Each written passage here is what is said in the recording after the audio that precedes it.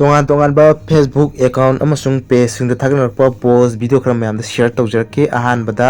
अरामबाई टेंगोलगी रोबिन मंगांग ख्वारपंगना थागलकपा पोस्ट अमखक शेयर तौजगे ngasi chirangda nongna thungnaraba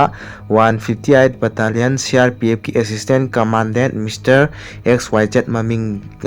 je XYZ hai je maming khangdabagi XYZ hai bo ramgadri haina khanjai ai isa yauna AT gi mihut sinjaraga mafam aduda duty tariba AT unit 13 gi commander amadi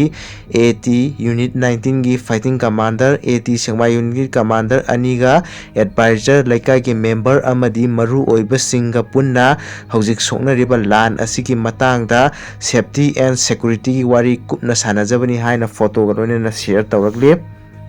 makha chatharakpada apunba manipur haina leiriba Facebook page adun thaglakpa post ama muk share tawjage result lauthoktuna appointment amadi posting pi khaba primary teacher result amuk hanna mark basis ta yumpham oiduna lauthokna ba Supreme Court na khangalakre ing kumja 2006 ta advertisement thoktuna gaukhiba primary teacher 1423 disingamaga chamri kunhumdoi gi written test amadi baibana chingba chahi ahum chupna pangtholba matungda result lauthokti haiduna candidate singna Guwahati High Court Imphal Bench da wakatlaba matung September 3 2011 da result lauthoktuna posting amati appointment pi khraba matung da thorakpa wathok singa mari leinana Supreme Court yorakpadagi court asigi apex justice ahum na pi khiba landmark judgment amada primary teacher disingamaga samri kunhumdoi lawre haina lauthokhiba result adu nahonana amuk hana recruitment asida saru yakiba candidate singi mark basis ta yumpham oiduna lauthoknaba Supreme Court na khangalakre hare primary teacher lawnabagi notification thokpada OBC gi post masing pandana result haidorakpa matamda OBC candidate chani ga nifuni thoi khalle haina lauthorakpa recruitment asigi written test sinkhiba bosem gi secretary da phawba wahang kaya hangwa yauna wathok mathang tholakhibane chayanaba sing asi lakpadagi matter asi apex court na amuk hanna lokhallaga aroiba wayal pirakhibani haire atopa post amada bambam MMA haina leiriba Facebook account aduna thagalakpani mayamna hena khangnaraba MMA gi player bambam thagalakpa post amakak share tawjage ngasidi mayagi mafamda karigumba khara khanganjage lairaba macha oibana mayangumna outside state amadi atopa country da training chatpa sungamde adubu hona dabadi yade individual training tawraga aina fight kayam kuina sanaba ngamgani atopa event singda chatlaga training yawgi haibasu MMA fighter ni haiduna yahonningde tasengna simadi nungaite lairaba fighter aikhoisu MMA gi manung chanba event singda training tawbagi ayaba pibiyu sinatana lairaba gidi upai leite kanagumba amattaga mari leinajade aingonda thengnaba pendaba khara adum phongdokpani mayamna warobinu haina mahakna pendaba wafum khara thamlagle makha chatharakpada pandam newspaper dagi lokhatcharaga pawam kha update tawjarake kuki militant chama panchangna ki haibagi viral chumlamle kuki militant sing changsil laktuna landana thorang tawre haibagi matangda section thorang lokhatle Kuldip Singha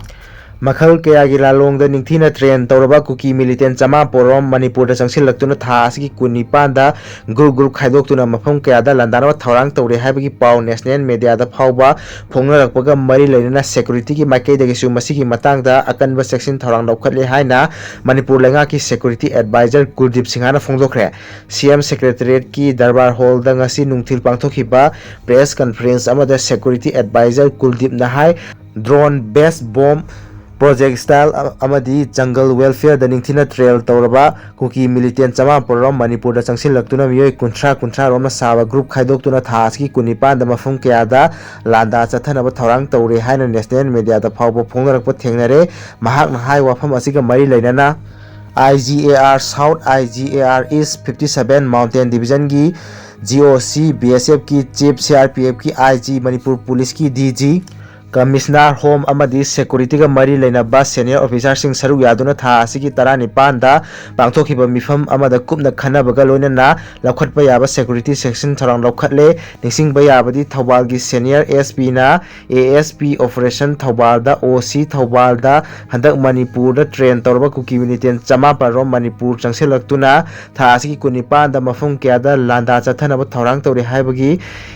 intelligence ki paw phangle maram asina lokhat लौखꯠपा याबा चेक्सिन थौरांसिंग लौखꯠनबा खंगनखिबागा चेरोल अमा social मीडियादा viral ओइरखिबनि महाना मखा तारादुना इंटेलिजेंस एजेंसी क्यादगी फंगबा इनपुट सिंगी मतुंगदा कुपना खनरबा मतुंग चुचानपुर टेक्नोपल कामजोंग उरखुल अमदी फेरजोल डिस्ट्रिक्ट की मरु ओइबा ngamkhoi paringda mathau toriba central forcing hanadagi hena section alert oina lainaba khangankhra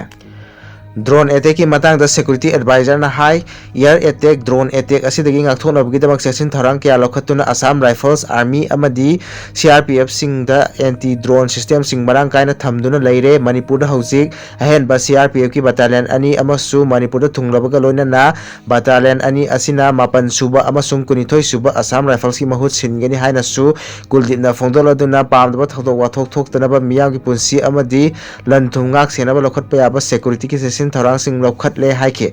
Manipur महौसा की पुंसीदा हंजिलकनबा अमदी हिंसा की थौदोकसिंग हकथेंग थोगनदनबा लौखत्पा थौरांगी मनुंग चन्ना चिंग अमसुंग तमगी मफम क्यादा कंबाइंड सिक्योरिटी फोर्स ना पाक सन्ना कॉम्बिंग ऑपरेशन चथरी खुदोंग थिनाय ओबा मफम सिंगदा चथखिबा थीबा हुंबगी थबकता आईडी कया फागतपा ngamle हिंसा की थौदोकसिंग थोलकपा याय हाइना खनबा मफम सिंग खंगदोकतुना सिक्योरिटी की अकनवा सेक्शन थौरा लौखत्ले हाइनासु सिक्योरिटी एडवाइजर कुलदीप सिंहाना फोंदोखे मखा चथरकपदा कैसा मालेमवान बहाना लेरिबा अरामबाई तेंगोल की तेंगोलोय अमर खकना थागलप पोस्ट अमा खक शेयर तौजगे अहल असि ngasi ayuki pung 8 ताबा मत अदवायदा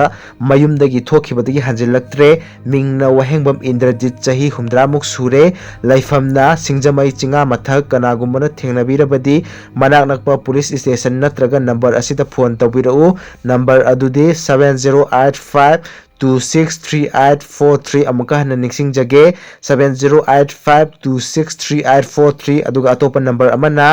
9362662265 अमुका हन निक्सिंग जगे